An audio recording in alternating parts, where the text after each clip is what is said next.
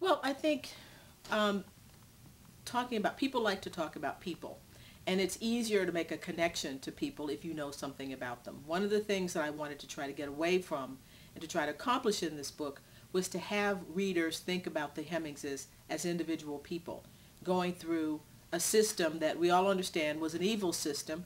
We understand it affected people in particular ways, but to see them going through that as separate personalities, and so that you can make a connection to them, to have the kind of empathy that makes people understand that their situation was very, very serious, and that it was the serious part of the founding of, that these people were living at a time when perhaps there could have been something different. We think about, it makes you think about the choices that people could have made, the ones realistic, ones that were not realistic.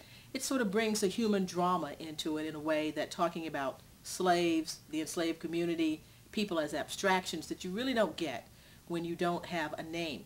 To follow James through and then have people think about, well, what could James have done? You know, if James and Sally Hemings had stayed in France, would it have been better for them to do that?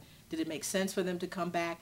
It raises all kinds of questions that I don't think that you can really get unless you know things about people, if you know them as individuals. So the idea is to say that even though these people are not movers and shakers, they're nevertheless a part of a system. They're part of a founding, of a time that helped make us who we are today.